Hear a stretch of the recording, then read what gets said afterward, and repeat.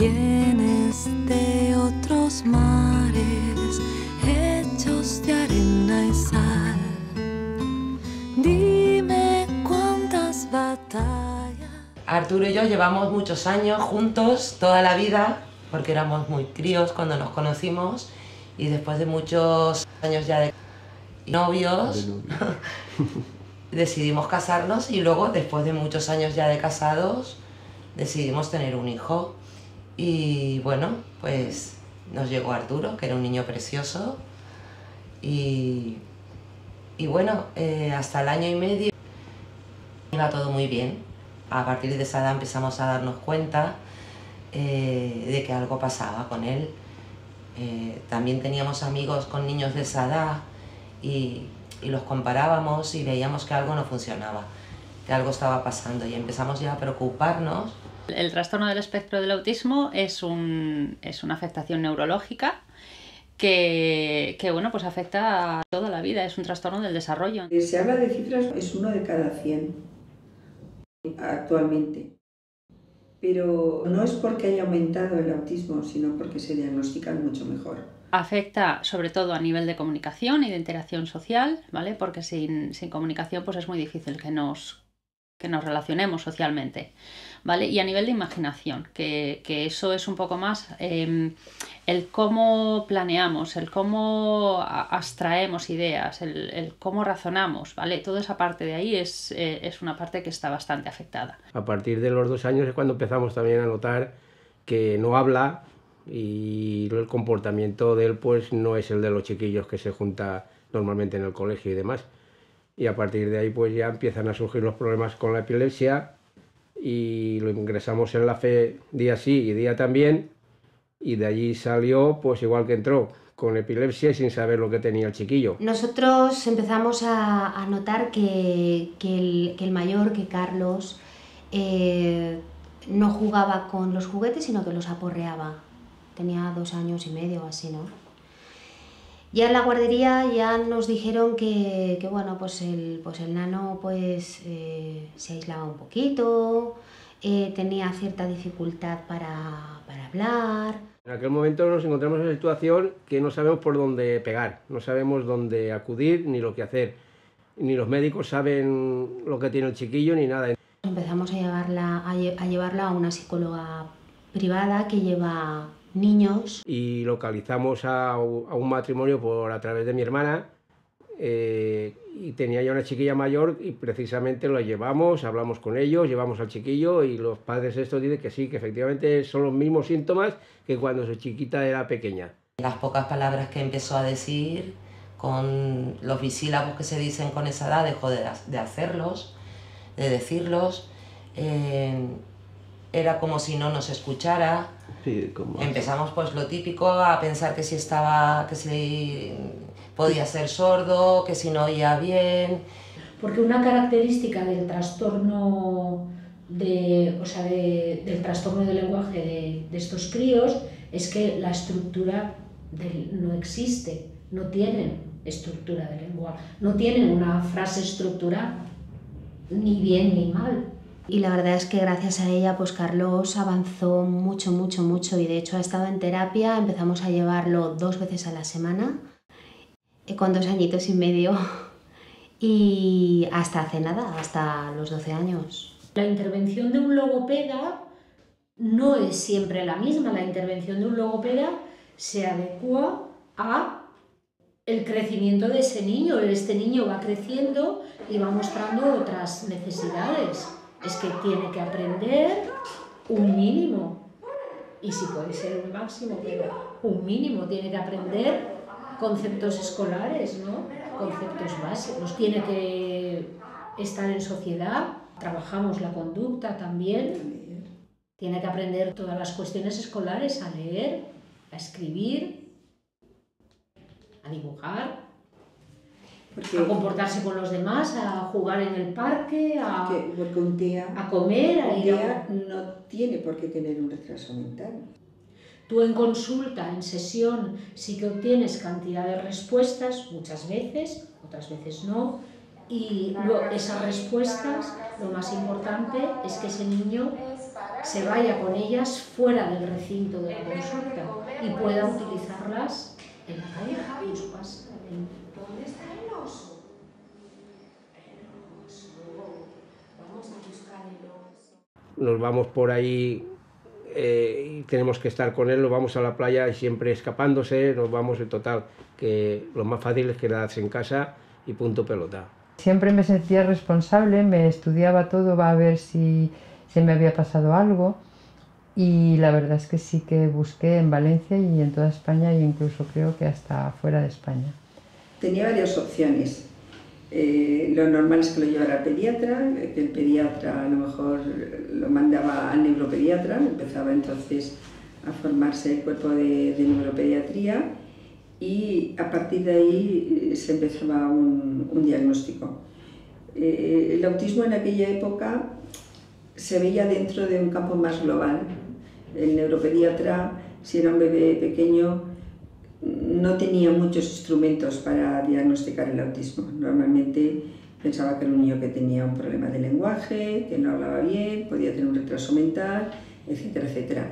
Mi profesión es médico y a mí siempre me obsesionaba una cosa, que era que tuviera alguna enfermedad rara, que yo no supiera, que nadie se hubiera dado cuenta que la tenía y que estuviéramos perdiendo el tiempo para su tratamiento. Nos aconsejan visitar a un doctor muy famoso que había en la FE, es el que nos asesora un poco, pero bueno, tampoco nos saca de la situación en que estábamos. Pero en aquella época la mayor parte de los niños de Valencia iban a Madrid a que los diagnosticara Ángel Rivier.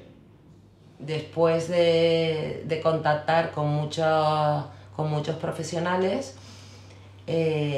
empezamos con atención temprana, a llevarlo con 2 añitos, y ahí ya empezamos a tener la sospecha de que podía ser autista. Y bueno... Allí nos indicaron un centro en Castellón, el CAU, y allí fuimos. Sí, porque aquí en Valencia la verdad es que hace 20 años había muy poco donde informarte. Estamos viendo que a nivel de diagnóstico, por ejemplo, se está diagnosticando bastante antes, pero luego también estamos viendo que no hay apenas recursos. Luego, a lo mejor cubrimos atención temprana, pero si cubrimos atención temprana solo hasta cierta edad, pues luego ¿qué pasa? ¿No? Además la atención temprana pues no se está haciendo, vuelvo a decir que no generalizo, seguro que hay sitios donde se hace de un modo estupendo, pero lo que yo estoy viendo es que no se hace tanto en contextos naturales, que es como se debería de estar haciendo, ¿no? Pues vete a casa y lo haces de modo que los padres son los que se convierten en los terapeutas reales del niño, que son los que más tiempo van a pasar con el niño y son los que realmente van a poder ayudar al niño. Se sabe mucho más acerca del autismo, aunque no hay una etiología clara, pero se sabe mucho más. Los límites están más definidos. En su caso, ni siquiera hay diagnóstico todavía. Quiero decir que Carlos es de estas personitas que tiene rasgos TEA, pero también pensaron que sí era una hiperactividad, pero no. En fin, es un... Autismo atípico. Sí, lo último que lo diagnosticaron fue de un autismo atípico. La evolución ha sido muy positiva. Y en esa evolución hay que contar, por un lado, por la presión de los padres. Los padres son los elementos que muchas veces empujan a los profesionales a profundizar en un tema, y en los últimos años en Valencia, en general, hablando desde el punto de vista de mi especialidad, de la neuropediatría, se han hecho un gran número de cursos sobre trastornos del neurodesarrollo y sobre todo sobre los niños autistas. Por otro lado, se ha facilitado con el desarrollo de la atención primaria. La mayor parte de los pediatras tienen instrumentos para tener la sospecha diagnóstica. Por otro lado, también a través de los centros de estimulación temprana, también, o sea, los mismos psicólogos que están viendo a estos niños que tienen un pequeño retraso del desarrollo, todo esto ha facilitado que la sospecha diagnóstica se dé con mucha más frecuencia. Empezamos a llevarle allí una vez al mes y estuvimos casi 2 años yendo, y al principio veníamos muy desanimados porque pensábamos que bueno, que no le hacen nada al niño. Estamos aquí viniendo todos los meses y aquí no... Pero hasta que nos dimos cuenta que en realidad con quien estaban trabajando era con nosotros. La terapia es para la familia, no para el niño. Principalmente, porque aprendimos que bueno, que tienes que aceptarlo desde el primer momento. Entonces, porque cuanto antes lo aceptes, antes empiezas a ayudar a tu hijo. ¿Lo aceptas o no? Lo que tienes es que intervenir. Y muchas familias desgraciadamente se quedan en esa fase y no pasan de ahí, siguen en la negación y no aceptan que esto es una cosa que hay que intentar superarlos. Pero cuando los padres llegan a la consulta, los padres son los que primero hacen el diagnóstico, son los que encuentran algo que no funciona, algo que no va.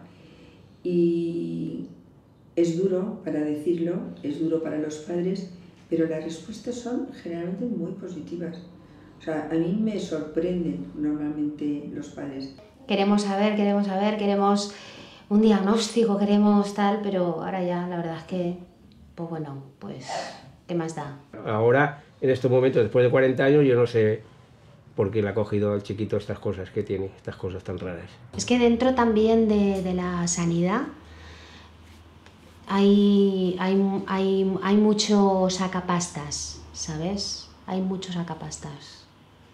Gente que de la desgracia y de la o sea, nosotros los papás nos aferramos a un clavo ardiendo. Al principio es muy duro, luego todo va un poco más rodado, porque pues eso, vas cogiendo experiencia, te vas asentando, vas asimilando. Y luego ya pues decidimos tener otro chiquito, a los 5 años ya nació mi Miguel también, porque no sabíamos, como nadie nos decía que los padres estábamos bien, no teníamos ningún problema, teníamos miedo también, pero claro, nos aconsejaba por otra parte que tuviéramos más familia. Pues bueno, pues tendremos más familia. Y así fue. Sí que me entraron muchísimas ganas de tener otro hijo, porque yo sentía dentro de mí que no había llenado el cajón. Exacto, que no me sentía del todo realizada como madre, es verdad, ¿no? Porque aunque para mí ya no había, vamos, Arturo era mi vida y no quería que fuera de otra manera, lo quería como era y como es y como no quiero que sea de otra manera, ¿no? Pero sí que siempre quise tener más de un hijo y nos planteamos el tener otro y la verdad es que fue la alegría de la casa. Un acierto. Era pequeño y no entendía lo que le pasaba a mi hermano, era como, no sé, ¿qué tiene de especial él que no tenga yo, sabes? Pero con los años y tal, y con lo que me han dicho mis padres, he ido aprendiendo y he visto que es una persona a la que se tiene que ayudar, que no es como una persona normal, hay que ayudarle. Cuando nació Víctor, que Víctor nació hermoso, sanote, estupendo, el pediatra, yo recuerdo, amigo nuestro, ¿no? Nos decía,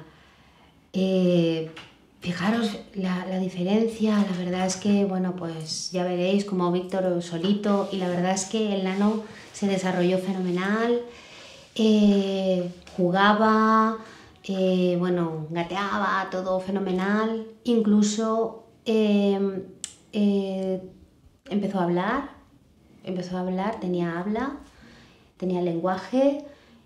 Y la verdad es que pues eso, pues con 3 años empezó a hacer una regresión, hizo una regresión a lo bestia. Un día empezó a hacer un gesto, se miraba las manos así, yo digo, ¿qué empieza a hacer este nano? Fue así de repente, un verano.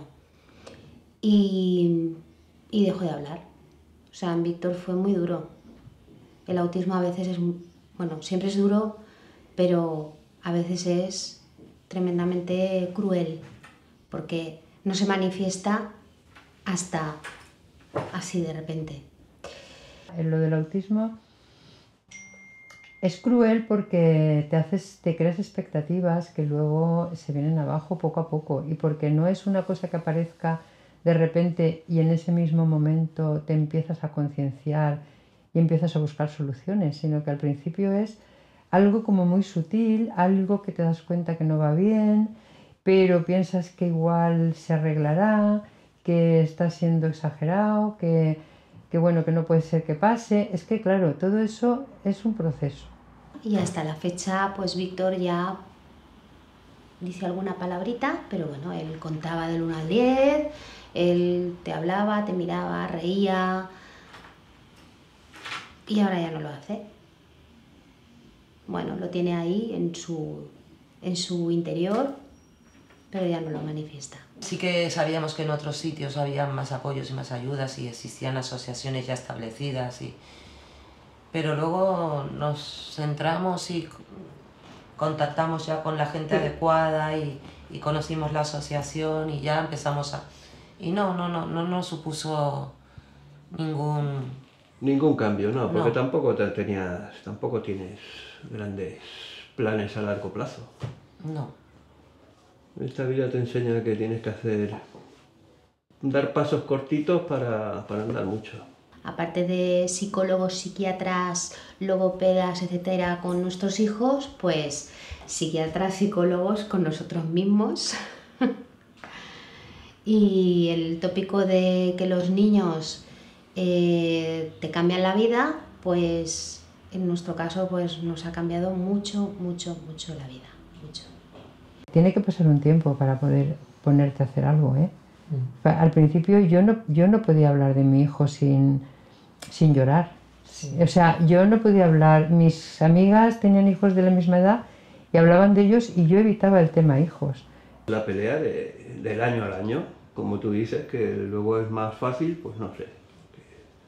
Es una pelea constante, cuando tiene 8 porque tiene 8, los cambios de ciclo tela, cada vez que se te estanca, pasando por etapas, te toca renovarte y decir hay que buscar otra cosa.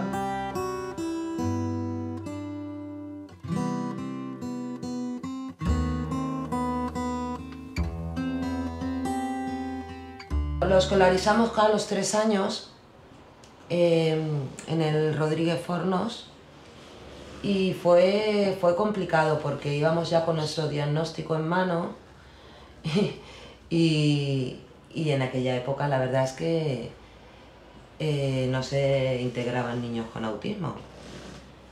Cuando no existía esa educación inclusiva, nos la inventamos. Eran en colegios privados que tenían poca matrícula, poca ratio, que podía a lo mejor en vez de estar 25 o 30 en un aula había 10 o 12 y encima le pagábamos a un pedagogo para que estuviera con él dentro del aula.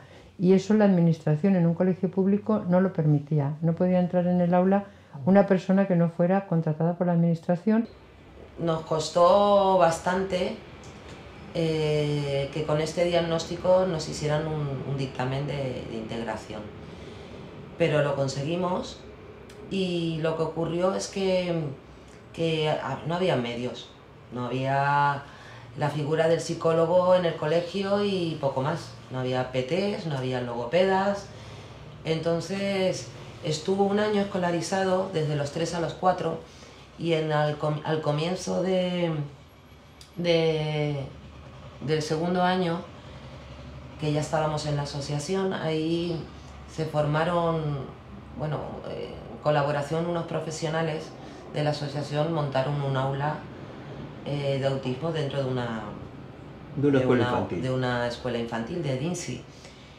Y para Arturo se le abrió el mundo. Pero porque tenía una atención más... Claro, empezaron a trabajar con él como tenía que trabajarse, ¿no? Con pictogramas, todo visual. Una unidad CIL es una unidad específica que en un centro ordinario el objetivo que tiene fundamental es poder incluir a los alumnos del aula CIL en sus grupos por referencia de edad. Significa comunicación y lenguaje. Tienen que tener para ser alumno de aula CIL es estar dentro del espectro autista. Y cuando fue a colegio especial es cuando ya no encontramos ningún colegio ordinario que lo aceptara, ¿no? Ya tenía pues 10 o 12 años y tengo que decir que el primer año de la educación especial hizo un retroceso tremendo. sabiendo comer con cuchillo y tenedor y ha acabado comiendo con las manos. O sea, es decir, que en el colegio de educación especial tampoco tenían idea de autismo. Empezó ya a repetir palabras, empezó con las ecolalias, empezó a hablar otra vez. Depende de la evolución del nene, va a ser el que decida si se puede estar en un aula CIL de primaria o pasa a secundaria. Tienen continuidad luego en los institutos. Pasan a las aulas CIL de instituto. ¿Y allí estuvo hasta los 6 o 7? No, hasta los 6. Hasta los 6. Que ya no podía seguir. Justamente. Tuvimos ya que volver otra vez a primaria. A la integración. Pudimos integrarlo en el IVAF Louis Fortich, aquí en un colegio cerca de casa, pero también con dictamen, que bueno, a mí me faltó poner una tienda de campaña allí en Consellería de Educación. Lo que estamos diciendo. Con el equipo directivo y te decían, autista, ¿no? Esto es un colegio de sordos. De integración de sordos. Le digo, bueno, pero sí. Es que en algún sitio tendremos que meterlo. Si hubiera un colegio de autistas, no estaríamos aquí hablando con usted. Toda diferencia en el aula enriquece al grupo. Pero con estos niños es que los tienen como que los cuidan, los protegen. Es un colegio concertado cerca de casa, el que nos tocaba por zona, y allí también la suerte es que como era concertado, no era público, nos admitieron también que hubiera una persona de apoyo en el aula, pagada por nosotros por supuesto. Eso sí, la condición es que tenía que ser una persona que aceptara a la directora del centro. Incluso hemos pagado profesionales para que estén dándole clases dentro del aula, en primaria, en colegios. Sí, que en aquella época. Es tremendo que tengas tú que invertir dinero. Pero el centro era el propio... Claro, pero es tu hijo. Sabíamos que eso no se podía por ley hacer. Pero te dejaban. Pero el centro era el primero que quería... Claro, no tenían medios, no... No, sí. Ni había ni hay. Que en los colegios hay muchos profesores que no tienen ni idea de cómo tratar a un nene con autismo. Cuando acabó en sexto de primaria, lo quería todo el colegio. Como él no evolucionaba igual que los otros niños, no le iban pasando de curso y entonces él resulta que era un chico pues, que medía ya 1,50 rodeado de niños que medían 90 centímetros y claro, no era tampoco una situación. Y al final también tuvimos que pasarlo al Colegio de Educación Especial a los 12 años y estuvo allí hasta los 20. No tienen a lo mejor el mismo nivel que sus compañeros, el nivel de exigencia igual también les queda un poquito de ansiedad de no poder hacerlo como los demás, pues también les puede generar un poquito de... o rompen la ficha porque no ven que no son como ellos mismos se dan cuenta, algunos. Y bueno, también como les pasó a ellos, todo un sueldo dedicado no solamente a la persona de apoyo, también a lo demás, que es la psicóloga que primero venía a casa 3 tardes por la semana haciendo lo mismo, las tareas de aprender a leer, a las emociones, a todo eso.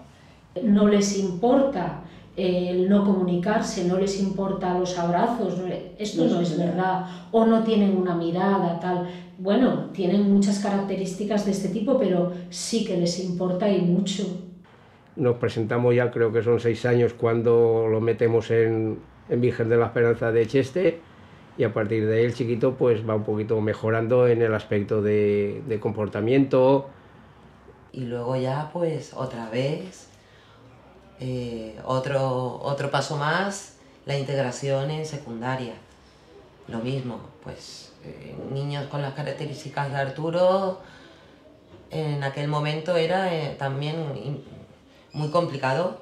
Aprendió a comer solo, aprendió a hacer, incluso a atarse cosas difíciles, los cordones de los zapatos, que luego más tarde en el centro ocupacional lo perdió. Y cositas que aprendió importantes en el colegio, luego las perdió en el centro ocupacional. Y ya tuvimos que plantearnos pues otra cosa con él, ya.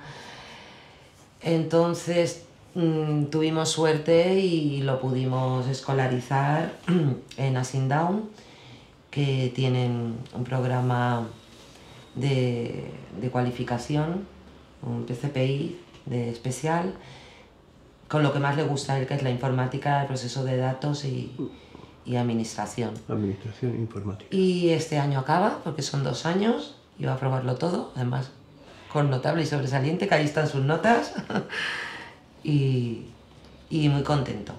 Acaba este año y ahora nos planteamos pues la vida laboral. Que eso va a ser otro reto más. Sí que habría posibilidad de poder trabajar, ¿vale? En un trabajo con un apoyo, ¿vale? Con un apoyo de una persona que fuera con ese usuario. Por ejemplo, nosotros hemos tenido también un chaval, un chico, trabajando de pinche de cocina y llegó a hacerlo mejor que la cocinera porque como son tan estructurados, ¿vale? Y luego en el momento aprenden a hacer una cosa la hacen siempre igual, ¿vale? Y son tan disciplinados, pues entonces el usuario este en concreto, él sería capaz de estar en una cocina. El problema que tendría los chicos estos, bueno, las personas con autismo sería a la hora de resolver algún problema que no esperado. Ellos necesitan como un apoyo para ayudarles a gestionar eso, porque ellos por ellos mismos no son capaces de gestionar. Si tuviera que trabajar, me encantaría, por mi afición, ser dependiente de videojuegos. Vamos, trabajar en una tienda de game. Si la cosa va a ir difícil, prefiero trabajar pues en un Burger o en McDonald's.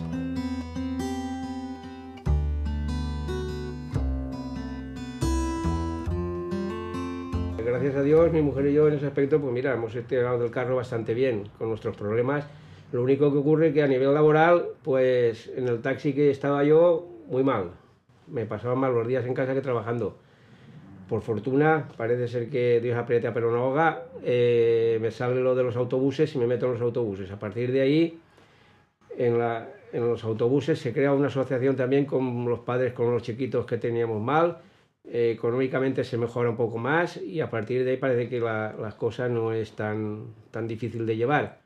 A la hora de por ejemplo, el tema vacacional o permisos para ir a la infinidad de médicos que tienen que ir nuestros hijos porque toman medicaciones y tienen que estar controlados, o ver coles o reuniones en los coles que no son las reuniones como los nenes ordinarios, sino que son reuniones en las que te reúnes con la directora, la PT, el logopeda, la orientadora de tal, la de bienestar social, no sé qué. O sea, son reuniones importantes y no te dan permiso.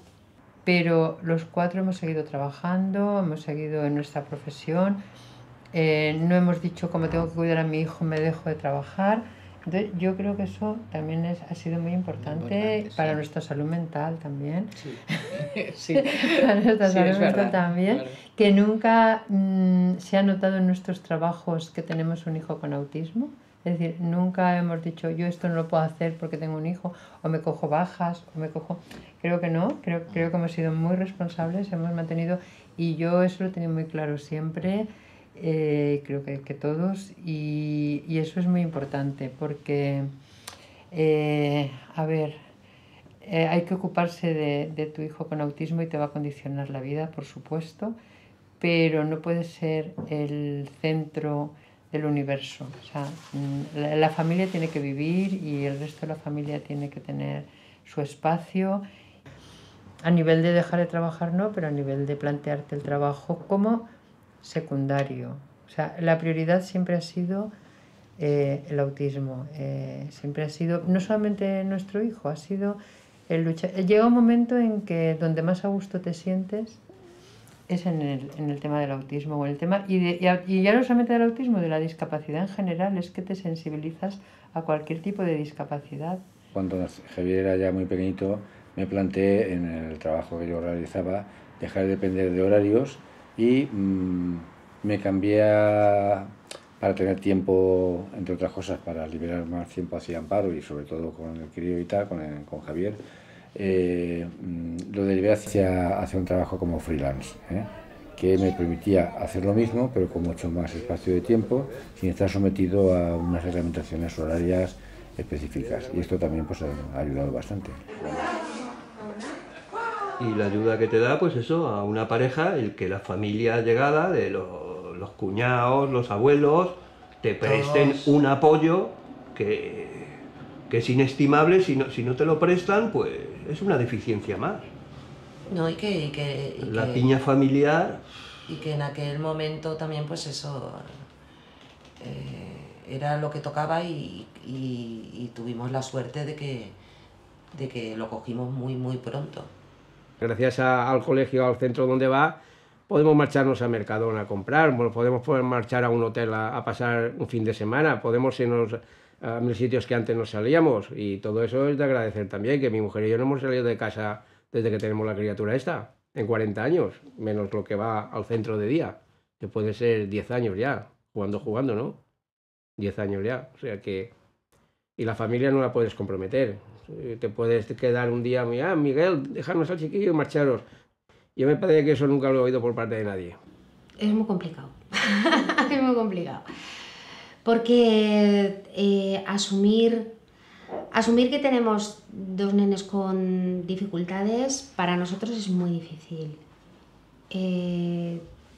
Pero que además nuestras familias tengan que asumirlos y se pongan en nuestro pellejo, la verdad es que no lo hacen, tampoco tienen por qué hacerlo porque eso depende de cada uno. Cuando Ricardo llegó, Arturo ya estaba aquí, entonces él ha crecido con él. Y cuando empezó a darse cuenta, pues ha pasado por distintas etapas a lo largo de su infancia, de su adolescencia, y unas mejores y otras peores. De pequeño era su palabra preferida mi tete, vamos, lo adoraba, era querer estar con él todo el día, lo benefició mucho. Estaba constantemente dándole la lata y bajándolo a este mundo. Y luego pasó, pues eso, por una etapa de no aceptación, cuando ya empezó a darse cuenta, fue un poco más mayorcito y empezó a darse cuenta.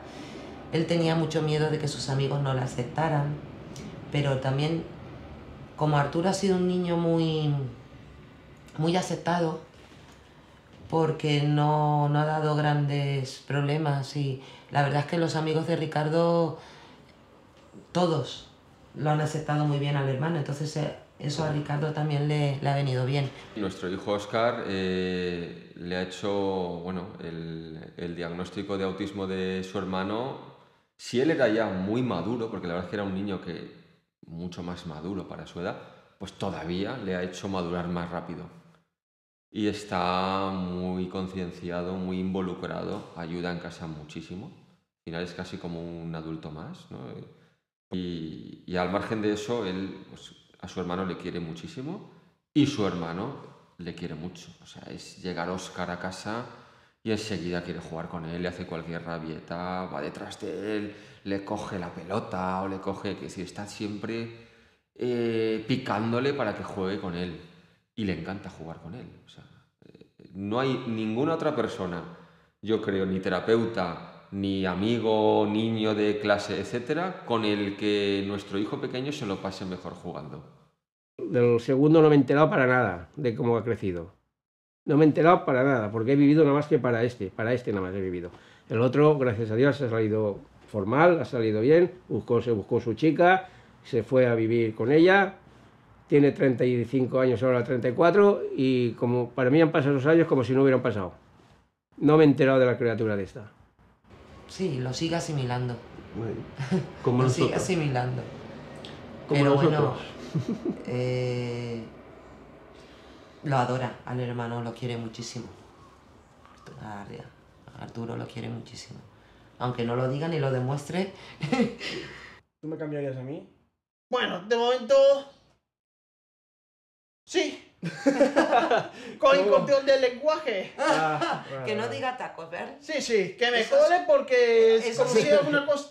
Porque si esa costumbre se empeora, mal las cosas Y irán. a ti no te gustan nada los tacos, ¿verdad? Porque para mí me atormenta mucho en mi vida.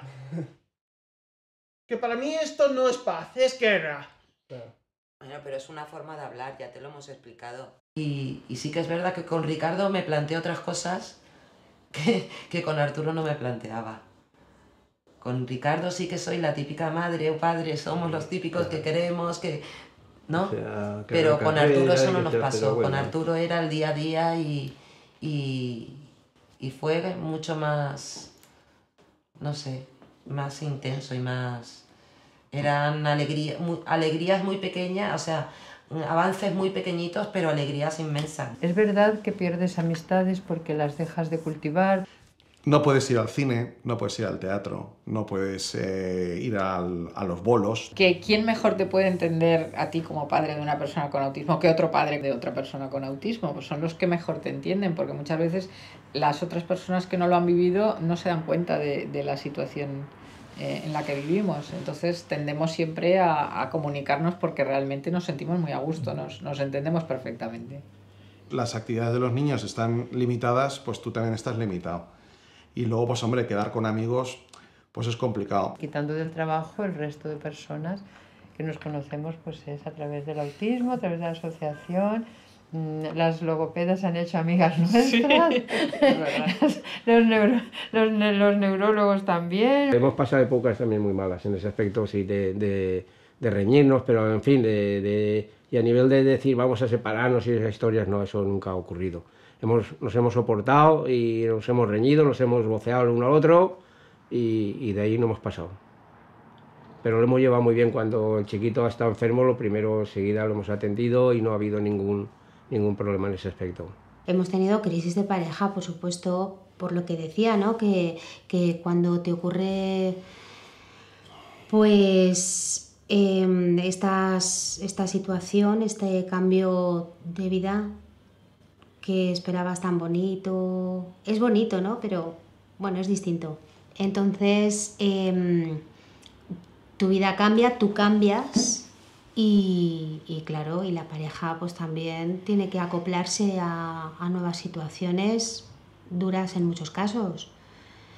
Entonces pues sí, la pareja se resiente mucho. De hecho, nosotros estuvimos haciendo terapia de pareja durante tiempo y nada, hay una base importante que es el amor que nos tenemos, pero claro, pero se hace duro.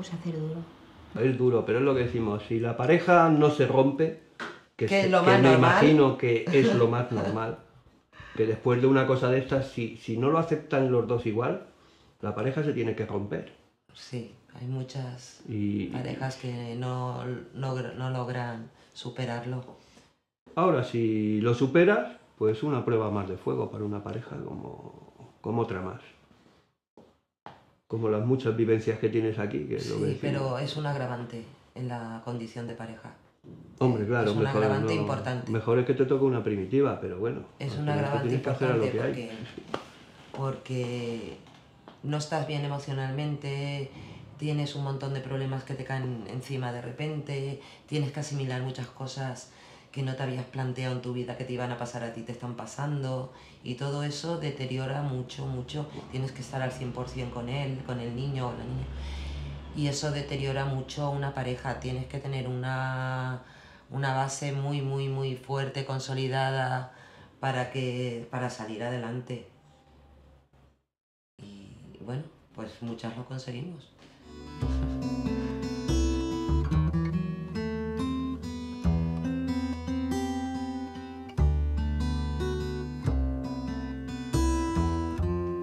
Su mundo, el modo de ver el mundo, de percibir el mundo, es más sencillo, ¿vale? Y a nosotros nos resulta muy difícil. Claro que estoy al día. Yo no soy de esos que tomo un descanso. Cuando me llegue la hora de enterarme algo, estoy ya en ello. El deseo sexual. El tema es pues el cómo manejarlo, ¿no? Pues aquí hemos hecho varios programas de dónde masturbarse apropiadamente, ¿no? De que, pues oye, no sencillamente te puedes meter la mano en el pantalón estando ahí con todo, sino que te tienes que ir a un rincón que te hemos habilitado o a un baño y luego además seguir unas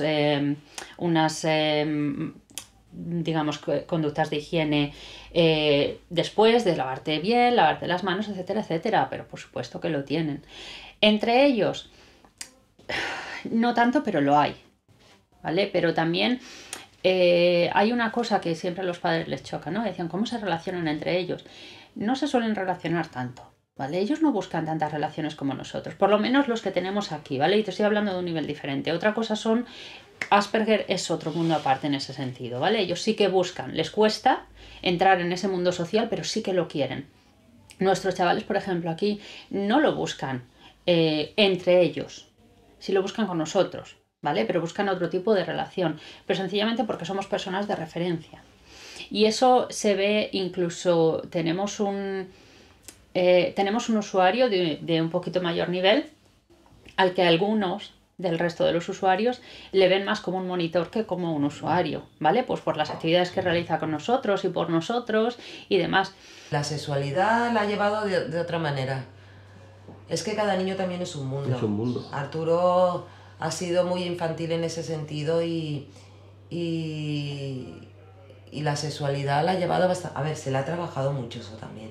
Nosotros hemos tenido muchísima suerte porque tenemos su terapeuta particular y amiga de la familia ya de años, 15 años con él. Vale, entonces ha sido un apoyo tremendo para él y para nosotros, Vicky. Vicky, la figura de Vicky, tanto a él como a nosotros nos ha ayudado mucho. Entonces, en el tema de la adolescencia, ella también le explicó muy bien, porque era algo que yo no sabía explicarle, ¿no? Y su padre, pues tampoco. Entonces, poco a poco ella ya nos fue diciendo, mira, por aquí hay que hacerlo así, y cada vez que venía se le hablaba. Entonces, Arturo lo fue asimilando todo muy bien. Preferencias sí que hay, o sea, sí que se notan preferencias, pero no sé hasta qué punto sería un enamoramiento, no lo sé. Que por mí estaría más feliz viviendo el resto de mis días con esposa, vamos. Que yo no le veo ninguna gracia si alguien vive tan solo. Sino, ¿qué puede hacer? También tienen dificultad muchas veces para regular lo que sienten. Entonces es cuando tenemos que esas emociones como que les aturullan, ¿no? Y de repente pues tenemos una persona que empieza a estar un poquito triste por lo que sea y acaba estando con un llanto impresionante sin parecer que tenga sentido, ¿vale? Y a lo mejor pues ha sido un cúmulo o ha sido sencillamente una falta de regulación emocional, de no he podido, o me empiezo a reír y de repente, como no sé regularme, me estoy riendo a carcajadas, pero es que no hay quien me saque de ahí y estoy en un estado de euforia que me cuesta mucho controlar, ¿no? Entonces hay que trabajar mucho, sobre todo cuando son más pequeños, el tema de la regulación emocional. Y eso no es solo específico de las personas con autismo. Lo que pasa es que en el autismo, igual que en otras discapacidades, lo exageramos. Y es cuando hablamos de las pataletas y de las rabietas y cosas así, pero no es solo eso. Y me acuerdo que me preguntó, un día lo encontré detrás con la puerta leyendo el póster y me preguntó, ¿qué es autista?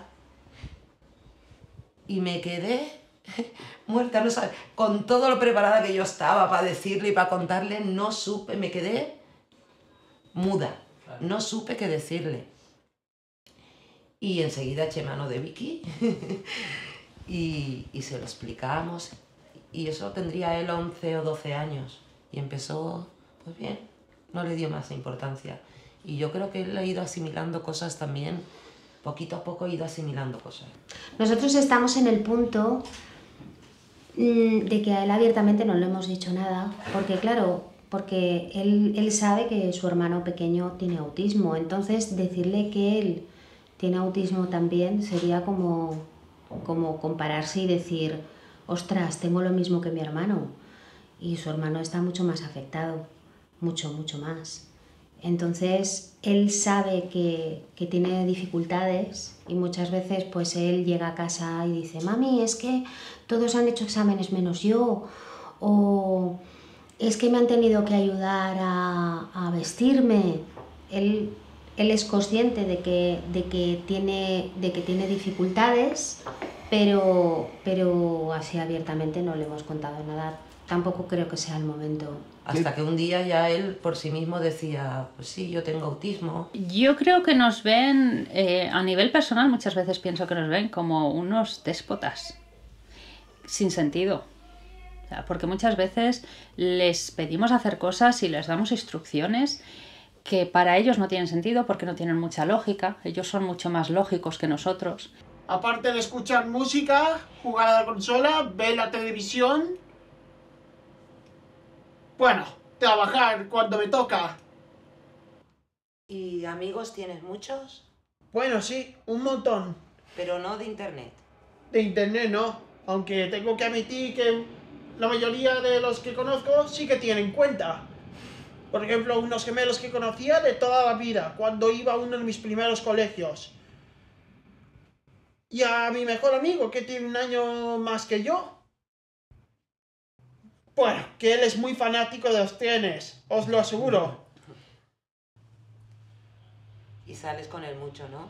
Bueno, sí, salgo con él mucho. Yo me quedo los viernes con él, pues a cenar pues el burger o a McDonald's, según las ofertas. Quiere tener amigos, pero él sabe que tiene esa dificultad para relacionarse. Le cuesta relacionarse porque tiene muchos miedos, cuando hay mucha gente él tiene miedo, pero gracias a la terapia con Mercedes, porque yo sé que ha sido eso, él consigue manifestar y expresar y decir cómo se siente. Tengo miedo, o hay mucha gente, o es que tengo miedo de la oscuridad, o sabe expresar, o estoy triste, sabe expresar. Y todo ese tema de las relaciones, de que no se relacionan, de que no son cariñosos, eso no tiene muchísimo de mito, nada de realidad. Digamos que las más simples, ¿no? Y las más comunes, pues la alegría la tienen, la tristeza, por supuesto que la tienen, ¿no? El cariño, los celos, muchas veces, pues aquí los vemos, ¿no? En el centro. Según a quien veas, pues oye, le has dado un beso a él y ¿cómo que no me lo has dado a mí? Y reaccionarán de un modo o de otro, o se pondrán delante para recibirlo, o apartarán al otro, pero sí que te muestran ese poquito, ¿no? De decir, oye, que yo también quiero el beso, o que no le beses a él, que me tienes que besar a mí, cosas así, ¿no? La venganza, ya no sé si llamarla venganza o si sencillamente también es un aprendizaje, ¿no? Me estoy dando cuenta de que me empujas, me pegas, me quitas, me tal y no pasa nada, pues a lo mejor llega un momento que voy yo y te empujo, o es parte eso además ¿es venganza o es más enfado que llega un momento que se exacerba, ¿no? Un poquito, pues habría que verlo, pero sí, o sea, emociones sienten, lo que pasa es que no van a sentir muchas de las que nosotros sentimos porque nosotros nos creamos ciertas emociones que no sabemos salir de ellas y que son parte del mundo social en el que vivimos. Y ellos pues no están tan metidos en ese mundo social. El tema es el aprender su modo de comunicación y a partir de ahí darles las adaptaciones para que eso sea un modo que todo el mundo pueda entender, ¿no? Y luego también pues los estereotipos y todas las a nivel social, todas estas barreras que creamos nosotros mismos, porque somos todos muy buenos y todos muy inclusivos, pero luego siempre escuchas a los padres pero mi niño que no vaya a la clase del niño autista porque le va a perjudicar a mi niño. Pues es que realmente los que estamos creando el problema somos nosotros. Las familias no colaboran. Sí, mira, el acto que hemos hecho fue comunicarlo y enseguida todo el mundo dispuesto a participar y a colaborar. No tienen problemas.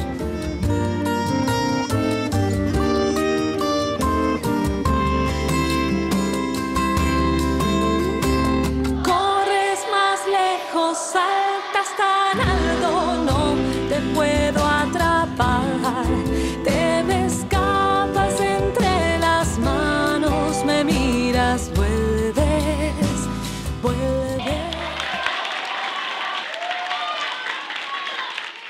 Yo recuerdo una comida familiar de Año Nuevo, que en el restaurante tardaba mucho en servirnos la comida y mi hijo pues decidió que lo más rápido era levantarse, ir a la mesa de al lado Víctor. y arrear, Sí. coger con las manos los calamares de la mesa de al lado. Hombre, claro, es que estaba tardando. Entonces estaban tardando mucho y él tenía hambre y entonces él no entiende que hay unas reglas de protocolo, de educación, que ahora menos él ve comida y se la come y ya saldrá. Y te das cuenta que hay personas buenas, porque esa mesa entendió pues que el nano pues era... Nos disculpamos, nos disculpamos y nos trajeron una tapita para él. Y nos trajeron una tapita para él.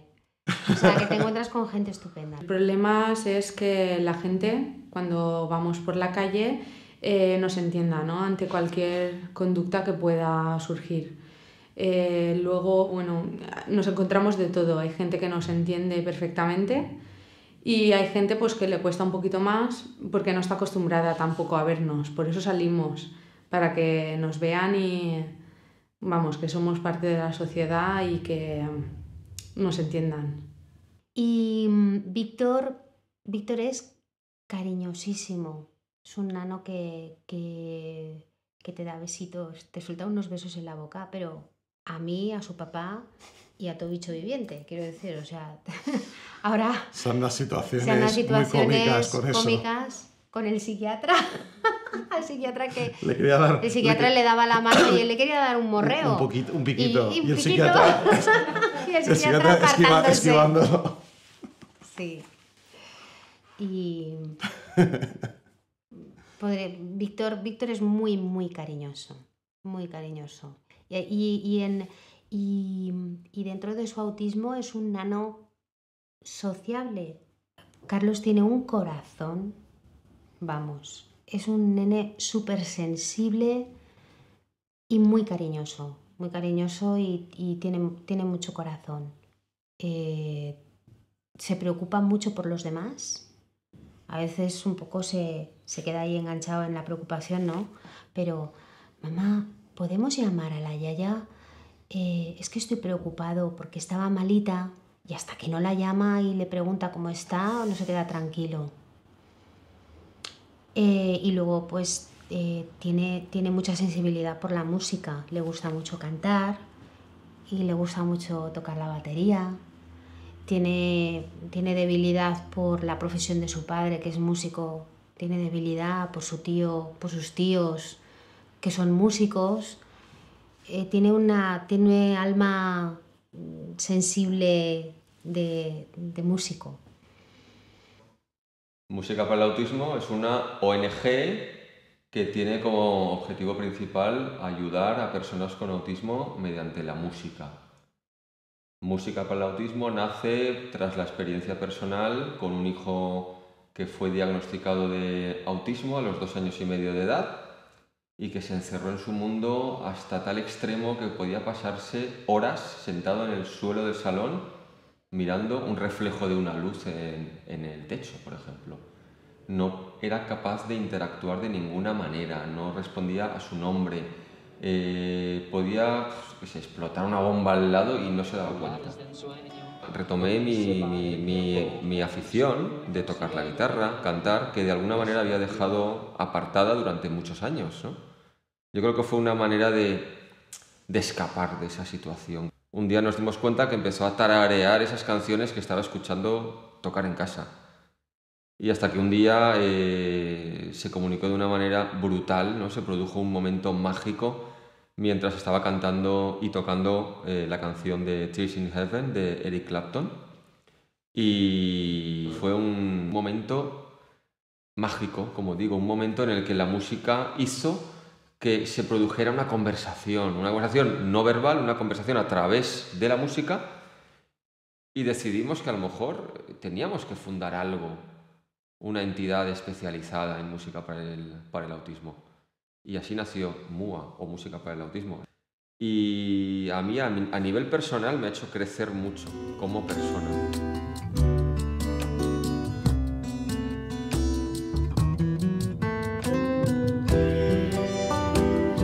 En el colegio íbamos aquí en la calle Luis Abarca y ahí nos juntábamos un día a la semana, comentábamos lo que había, comentábamos lo de siempre, los padres qué tal había ido y poco más. Hombre, formamos una asociación que no sé, no me acuerdo cómo se llamaba, no creo que era una asociación con ningún nombre, o ABNAM no creo que fuera tampoco. Y en el año 96 pues es cuando decidimos que si no había nada alguien tenía que empezarlo y decidimos hacerlo nosotros 4, ¿no? Y luego una casualidad, que como yo soy profesora en un instituto y llevaba el mismo varios años, uno de mis alumnos mayores de COU pues me comentó que tenía un hermano autista. Entonces le pregunté, ¿y vuestra familia entonces? ¿Sabéis de alguna asociación o algo? Me dijo, pues creo que mi padre fue miembro de una asociación. Entonces me dio su teléfono, contactamos y resulta que era el secretario de la Asociación Primitiva. En esta mesa quedábamos en los años 90, quedábamos aquí para intercambiar conocimientos de todo tipo. Desde lo que habíamos escuchado en un congreso, el libro que habíamos encontrado, un profesional que nos habían dicho, un colegio que parecía que a lo mejor quería acoger a los niños. Y entonces aquí pues quedábamos de vez en cuando. Valencia era un gran desierto en cuanto a servicios para el autismo y que en toda España había cosas que las habían organizado desde asociaciones de padres. Y entonces dijimos, bueno, pues si en otros sitios las asociaciones de padres son las que han creado los servicios, porque además llamó la atención en los congresos europeos, llamaba la atención que el papel que jugaban en España las familias, que era diferente al que jugaban en otras naciones europeas. Pues bueno, entonces nos planteamos que nos había tocado. Sí. Y que teníamos que tirar del carro. Nos había tocado hacer la asociación porque no podía ser que esto siguiera así. Y ahí en mayo del 96 empezamos a gestar esa idea y la asociación se inició en noviembre del 96. Y lo que hicimos fue retomar todo el aspecto legal de la antigua asociación, pero inyectando padres nuevos, que teníamos hijos pequeños, y que lo que hicimos fue volver a contactar con esos padres que ya sus hijos eran mayores y a partir de ahí pues refundar la asociación y comenzar una nueva etapa. Nos asociamos y quieras que no, te da apoyo. Claro, es importante. Te da conocimiento porque hablas con gente que tiene el mismo problema que tú y que ya lleva años luchando y eso pues yo qué sé. Y la asociación sirve para eso realmente, para encontrar a personas y padres con la misma situación que tú, niños con la misma situación que tu hijo. A través de la Asociación de Padres de Niños Autistas nos pidieron colaboración y fue un beneficio mutuo. Yo no sé si se beneficiaron ellos de mi profesión o yo me beneficié tremendamente de ellos y de los niños.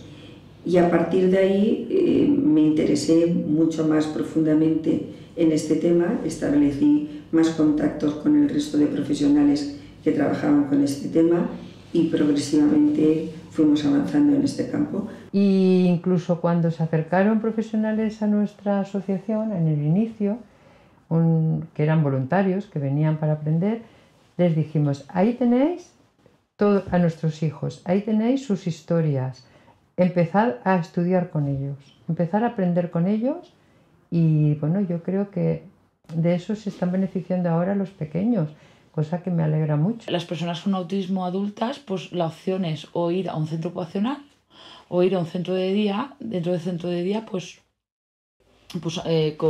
con diferentes discapacidades y están incluidos en aulas con diferentes discapacidades, no hay aulas de autismo, ¿vale?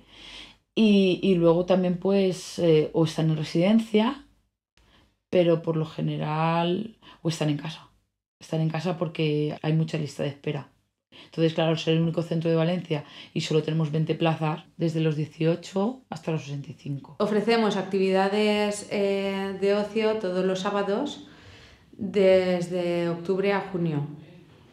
Hacemos salidas de 3 horas por Valencia y aparte tenemos excursiones, estancias vacacionales, la piscina todos los días entre semana por las tardes en varias piscinas de Valencia. No hemos tenido ningún caso de que demande un ocio externo, o sea, no programado por nosotros en la sociedad y que se le tenga que acompañar a hacer tal actividad. Pero claro que estamos abiertos a que eso algún día pueda pasar y proporcionarle el acompañamiento necesario. Gente como la gente de APNAP, que bueno, pues que... Los voluntarios. Lo de los voluntarios es espectacular. O sea, los voluntarios que semana tras semana están ahí... Gente joven Sí. joven que bueno, están implicadísimos. Sí, para colaborar y para ayudarte y para la piscina y para las actividades de ocio y que se los llevan y que los quieren. Pues, ¿qué ha supuesto? Pues muchas cosas. Conocer a un montón de personas, desde usuarios a compañeros, formas de ser, mucha experiencia, muchos momentos. El primer día impactante. Comencé con un campamento de 10 días y bueno, para mí fue un shock, ¿no? Fue muy fuerte, una experiencia muy bonita, además de intensa, ¿no? En cada campamento, en cada situación, pues es un chico diferente, tienes que adaptarte a él, tienes que aprender pues cómo es él, sus cosas que tienen y nada, y saber llevarlo. El tema de vivienda se nos plantea a las familias según se van haciendo mayores y las familias también y van necesitando un proyecto de futuro para que ellos puedan tener una casa donde vivir. Lo que había eran residencias. Hemos elegido un modelo que nos parece más integrador, que nos parece más normalizador. Por eso hemos elegido pues comprar una casa y empezar con este proyecto. La fundación surge de esa necesidad.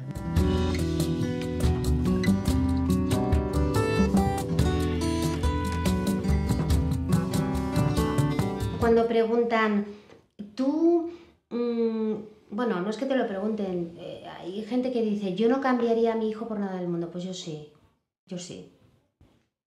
Yo cambiaría, o sea, yo daría mi alma, mi vida, porque mis niños no tuvieran autismo. Eso sí que lo digo. Vamos, el autismo es una crueldad. No me agobia el futuro. Porque es que no me agobia porque desde que empezó todo el problema se han cerrado unas puertas y se han abierto otras. O sea que no me agobia el futuro, no me agobia. Vivo al día, vivo pensando un poquito más para adelante, pero que no soy de los que dicen, ay, ¿qué pasará mañana? Que tenga lo que pasa, que pase, me da igual.